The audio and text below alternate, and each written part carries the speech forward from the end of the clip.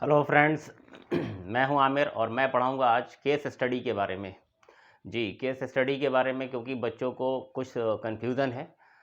Confusion इस वजह से है क्योंकि केस स्टडी के कोई भी प्रैक्टिस क्वेश्चन हमें एनसीईआरटी में नहीं दिए गए हैं। ये अभी पिछले 1-2 साल से ही सिलेबस में इंक्लूड किए गए हैं। तो इस बार जो हमारा सैम्पल पेपर आया है सीबीएसई की तरफ से, उसमें 2 केस स्टडी आ रही हैं। तो इसलिए 2 केस स्टडी होने का मतलब ये है कि टोटल 8 मार्क्स हो जाते हैं केस स्टडी पर, मतलब केस बेस्ड क्वेश्चंस पर। पहले केस बेस्ड क्वेश्चन सिर्फ इंग्लिश में देखे जाते थे, जैसे कि अनसीन पैसेज आते थे, तो एक पैसेज दे दिया जाता था और उसको पढ़ करके उसके बिहाफ पर आपको नीचे जो क्वेश्चंस गिवन होते थे उनके आंसर करने होते हैं। अब ये केस बेस्ड क्वेश्चन हर सब्जेक्ट में लगभग इंक्लूड किए गए हैं, मैथमेटिक्स में भी इंक्लूड कर दिए गए हैं। तो मैथमेटिक्स में इस बार 2 केस बेस्ड क्वेश्चन आएंगे और दोनों ही 4-4 मार्क्स के होंगे। मतलब कि हम ये कह सकते हैं कि एक केस स्टडी में 4 क्वेश्चंस आपसे पूछे जाएंगे 1-1 मार्क्स के, या ये भी हो सकता है कि 2 क्वेश्चन पूछ लिए जाएं 2-2 मार्क्स के। वैसे ज़्यादा चांस तो इस बात के हैं कि 4 क्वेश्चन आएंगे एक केस बेस्ड क्वेश्चन पर, और हर क्वेश्चन के लिए आपको 1 मार्क जो है वो अवार्ड किया जाएगा। ठीक है, तो हम लोग थोड़ा सा इसका प्रैक्टिस करेंगे, लेकिन इससे पहले हम एक बात आपसे कहना चाहते हैं कि most of the case based question में ये देखा गया है कि बहुत ज़्यादा मतलब कि ऊपर जो पैरा दिया है उससे बहुत ज़्यादा कुछ लिंक नहीं होता है। तो ज़्यादातर केस स्टडी में यही देखा गया है कि नीचे जो क्वेश्चन हैं उनको आप डायरेक्ट आंसर कर सकते हैं। तो इनको लेकर के कोई डर आप अपने मन में ना बनाएं। इस क्वेश्चंस को करने का सही तरीका यह है कि सबसे पहले तो आप डायरेक्ट क्वेश्चन ही पढ़ लीजिए। हो सकता है कि आपको क्वेश्चन के आंसर डायरेक्ट पता हो, तो आप उनको डायरेक्ट आंसर कर सकते हैं। लेकिन अगर आपको क्वेश्चन अधूरा सा लग रहा है, आपको लग रहा है कि इस क्वेश्चन को सॉल्व करने के लिए कुछ इन्फॉर्मेशन चाहिए, तो फिर आप ऊपर का पैरा जो है वो पढ़ लीजिए अच्छे से। अब केस बेस्ड स्टडी को सॉल्व करने के लिए, इसको करने के लिए क्या कोई ट्रिक होती है? तो मैं ये कहूँगा कि इसके लिए कोई ट्रिक नहीं है। बस जिस टॉपिक पर क्वेश्चन पूछा गया है उस टॉपिक की अगर आपको अच्छे से नॉलेज है, उसका बेसिक कॉन्सेप्ट आपका क्लियर है, तो डरने की बिल्कुल भी ज़रूरत नहीं है।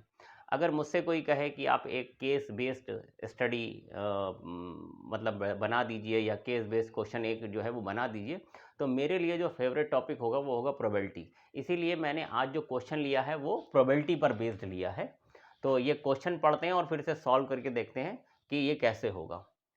तो यहाँ पर दिया गया है, 3 friends were playing a game. 3 दोस्त हैं, कोई एक गेम खेल रहे हैं। उनके नाम क्या क्या हैं? अमन, मनु एंड राज। अब अमन, मनु और राज जब खेलना शुरू करते हैं, Aman, Manu and Raj were fighting to take first chance in the game. अब तीनों ही ये चाह रहे हैं कि वो उनको पहला चांस मिल जाए। अमन चाह रहा है कि उसे पहला चांस मिले, मनु चाह रहा है कि उसे पहला चांस मिले, राज चाह रहा है कि उसे पहला चांस मिले। तो इसके लिए उन्होंने क्या किया? अमन ने कहा, लेट अस टॉस 2 कॉइन्स। चलो 2 कॉइन टॉस कर लेते हैं एक साथ। ठीक है, 2 कॉइन टॉस करते हैं। इफ बोथ हेड अपीयर्स, अगर दोनों में हेड आ जाता है, Manu will take the first chance, तो मनु जो है वो फर्स्ट चांस लेगा। If both tail appears, Raj will take the first chance, अगर दोनों में टेल आता है तो राज जो है वो पहला चांस लेगा। And if one tail and one head appears, then I will take the first chance. तो अमन ने क्या कहा कि अगर एक हेड आएगा और एक टेल आएगा तो फिर मैं पहले चांस लूंगा। ठीक है, इसके बाद एवरीबडी एग्रीड टू हिम, सभी लोग उसकी बात को मान गए। And start tossing the coins, और उन्होंने क्या किया? कॉइन को टॉस कर दिया। अब नीचे कुछ क्वेश्चन दिए गए, now answer the following. In questions का आपको आंसर करना है। तो आपको ये केस समझ में आ गया। सबसे पहले तो आप इस केस को समझ लीजिए। उन्होंने समझाया क्या है भाई, अमन, मनु और राज 3 फ्रेंड्स है, कोई एक गेम खेलना शुरू कर रहे थे वो। तो अमन, मनु और राज में झगड़ा हो गया। अमन कह रहा है कि पहले चांस मेरी आएगी, मनु कह रहा है मेरी आएगी, राज कह रहा है मेरी आएगी। तो अब इस बात का सलूशन कैसे निकाला जाए, पहले चांस किसकी आए? तो अमन ने एक सजेशन दिया। अमन ने कहा, ऐसा करते हैं कि 2 कॉइन एक साथ टॉस कर लेते हैं।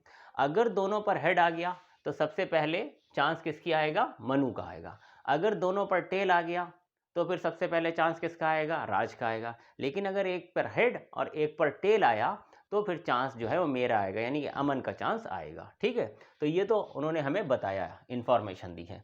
अब इस पर बेस्ड जो क्वेश्चन है उनको हम एक एक करके पढ़ते हैं और आंसर करते हैं। सबसे पहले क्वेश्चन में कहा गया है, what is the probability that Manu will get the first chance. इस बात की क्या प्रोबेबिलिटी है कि मनु का चांस पहला होगा। ठीक है, तो सबसे पहले हम ये समझ लें कि जब हम दो कॉइन टॉस करेंगे साइमल्टेनियसली यानी एक साथ, तो क्या क्या हो सकता है, क्या क्या पॉसिबल आउटकम्स है, जिसको हम कहते हैं सैंपल स्पेस।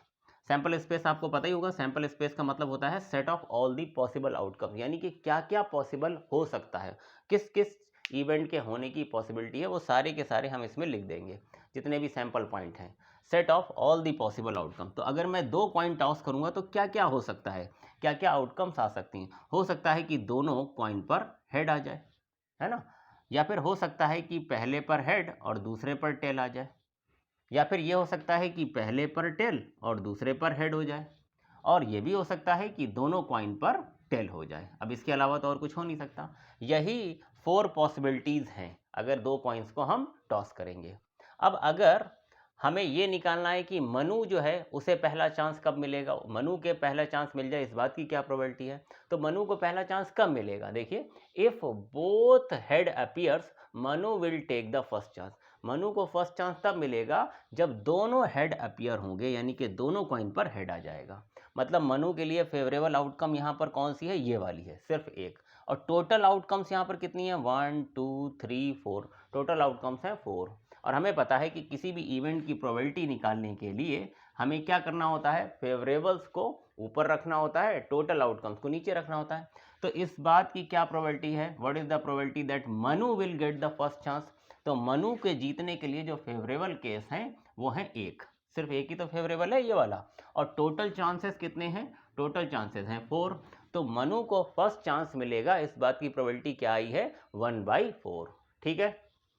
अब सेकेंड पॉइंट में हमसे क्या पूछा जा रहा है, what is the probability, first हो गया, सेकेंड में पूछा जा रहा है what is the probability that Raj will get the first chance. Raj को पहला चांस मिलेगा, इस बात की क्या प्रोबेबिलिटी है। तो देखते हैं राज को पहला चांस कब मिलेगा, Raj will take the first chance कब, इफ बोथ टेल अपीयर्स, ये लिखा हुआ है, if both tail appears Raj will take the first chance. Raj को फर्स्ट चांस कब मिलेगा, जब दोनों पर टेल आ जाएगा। ठीक है, तो हमारा सैंपल स्पेस ये था भाई, टोटल आउटकम तो हमारी ये हैं, लेकिन राज को फर्स्ट चांस कब मिलेगा, राज को फर्स्ट चांस तब मिलेगा जब दोनों ही कॉइन पर क्या आ जाए, टेल आ जाए। तो ऐसा कितने तरीके से हो सकता है, सिर्फ एक ही तरीके से हो सकता है, फर्स्ट कॉइन पर भी टेल आ जाए और सेकंड पर भी टेल आ जाए। तो राज के लिए जो फेवरेबल आउटकम्स हैं वो कितनी हैं, अगेन राज के लिए फेवरेबल आउटकम्स जो है वो एक ही हैं, और टोटल कितनी है, तो टोटल 4 हैं। तो राज को फर्स्ट चांस मिलेगा, इस बात की प्रोबेबिलिटी भी कितनी है, 1/4 है। तो इन्होंने हमसे जब सेकंड क्वेश्चन में पूछा था कि what is the probability that Raj will get the first chance, तो हम कहेंगे कि 1/4, मतलब राज को फर्स्ट चांस मिलेगा, इसकी प्रोबेबिलिटी है 1/4। मनु की भी यही आई थी, मनु की प्रोबेबिलिटी कितनी आई थी, 1/4 आई थी। ठीक। अब थर्ड पॉइंट में हमसे क्या पूछा जा रहा है, what is the probability that Aman will get the first chance. Aman जिसने ये सजेशन दिया था, जिसकी ये राय थी कि दो कॉइन टॉस कर लिए जाए, अमन ने ही तो ये कहा था, है ना, अमन से। तो अमन को फर्स्ट चांस मिल जाएगा, इस बात की क्या प्रोबेबिलिटी है। तो अमन को फर्स्ट चांस कैसे मिलेगा, ये देखिए यहाँ पर लिया हुआ है, अगर if 1 tail and 1 head appears, अगर एक हेड और एक टेल आता है, then I will take the first chance. I मतलब कौन, अमन बोल रहा था ना, तो अमन को फर्स्ट चांस कब मिलेगा, जब एक टेल और एक हेड आएगा। ठीक। तो अमन के लिए निकाल लेते हैं, अमन को फर्स्ट चांस कब मिलेगा। ठीक है, इसे हटा देते हैं। तो अमन को फर्स्ट चांस तब मिलेगा जब एक हेड आ जाए और एक टेल आ जाए। तो देखिए यहाँ पर एक हेड है और एक टेल है, मतलब अगर ऐसा हो गया कि फर्स्ट कॉइन पर हेड और सेकंड कॉइन पर टेल आ जाए तो अमन को फर्स्ट चांस मिल जाएगी। लेकिन अगर ऐसा हुआ कि फर्स्ट पर टेल और सेकंड पर हेड आए, तब भी तो अमन को चांस मिल जाएगी, क्योंकि अमन ने ये कहा था कि एक टेल और एक हेड आए, उसने ये नहीं कहा था कि फर्स्ट पर टेल आए और सेकंड पर हेड आए। तो दो कॉइन एक साथ उछाले गए हैं, पहली बात तो उसमें फर्स्ट और सेकंड का कोई केस है ही नहीं। तो उसने तो ये कहा था कि अगर एक टेल आए और एक हेड आए, तो एक टेल और एक हेड तो यहाँ भी आ गया है। तो अगर ऐसा हुआ तब भी अमन की चांस पहले आएगी, और अगर ऐसा हो गया तब भी अमन की चांस पहले आएगी, यानी अमन के लिए फेवरेबल आउटकम्स हो गई हैं 2। ठीक है, तो अमन के लिए 2 फेवरेबल आउटकम्स हैं, और टोटल आउटकम्स कितनी हैं, टोटल आउटकम्स है 4। तो अमन को फर्स्ट चांस मिलेगी, इस बात की प्रोबेबिलिटी है 2/4। 2/4 मतलब 1/2। तो अमन को फर्स्ट चांस मिलेगा, इसकी प्रोबेबिलिटी क्या हो गई है, 1/2 हो गई है। ठीक है, इसका मतलब अमन जो है वो चालाक था, उसने कहा कि अगर एक हेड आए और एक टेल आए तो अमन की प्रोबेबिलिटी आप देख रहे हैं कि बाकी मनु और राज की प्रोबेबिलिटी से डबल आ रही है। ठीक, अच्छा, लास्ट क्वेश्चन क्या है, तो थर्ड वाला भी हो गया। फोर्थ में क्या कह रहे हैं, what is the probability that no one will get the first chance. इस बात की क्या प्रोबेबिलिटी कि किसी का भी चांस ना आए पहला, ना अमन का, ना मनु का, ना राज का। क्या ऐसा पॉसिबल है? अगर मैं 2 कॉइन टॉस करूंगा तो या तो दोनों पर हेड आएगा या फिर एक हेड। अगर दोनों पर हेड आएगा तो क्या होगा, मनु की चांस पहले आ जाएगी। लेकिन अगर दोनों पर टेल आ गया तो क्या होगा, तो राज की चांस पहले आ जाएगी। और अगर एक हेड और एक टेल आया तो फिर क्या होगा, अमन की चांस पहले आ जाएगी। तो ऐसा तो पॉसिबल ही नहीं है ना। ऐसा तो पॉसिबल ही नहीं कि किसी का भी कोई चांस ना आए, किसी की भी फर्स्ट चांस ना आए। ये तो पॉसिबल ही नहीं है, फेवरेबल आउटकम सी जीरो है।